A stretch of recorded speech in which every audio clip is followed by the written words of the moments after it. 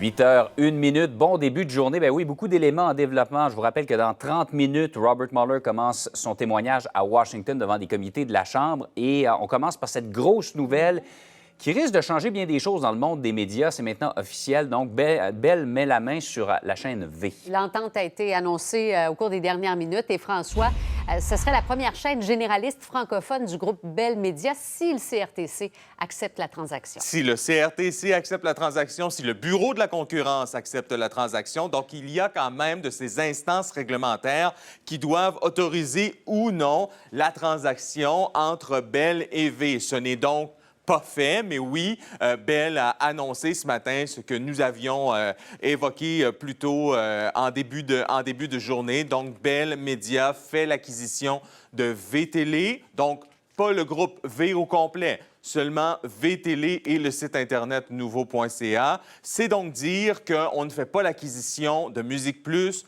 de Musique Max et de deux autres chaînes spécialisées qui appartiennent à groupe VTL. C'est effectivement, si ça se réalise, une importante transaction parce que, oui, on parle souvent de Bell, de ses innombrables chaînes spécialisées, de ses innombrables stations de radio, mais des chaînes généralistes, des chaînes que tout le monde a gratuitement à la maison.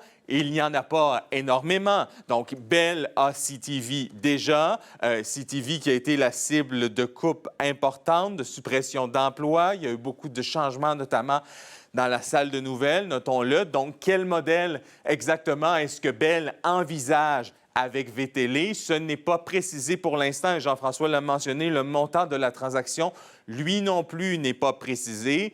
Évidemment qu'on tentera d'avoir des détails aujourd'hui. On va solliciter aussi le point de vue du gouvernement Legault qui a été signifié au courant des derniers jours concernant cette transaction, mais donc transaction qui reste quand même à être approuvée au cours des prochains mois, prochaines années. Combien de temps est-ce que ça va prendre? On ne le sait pas. Ça faut les accords et par la suite, il pourrait y avoir un rebrassage de cartes, c'est-à-dire si Bell emmène trop large, il pourrait devoir se départir de certains autres actifs. On a déjà vu par le passé, pensons à Québecor qui avait TQS à l'époque, qui a dû se départir de TQS pour faire l'achat de TVA. Alors des rebrassages de cartes, effectivement, Jean-François, on en a déjà vu par le passé. Merci François. Au revoir.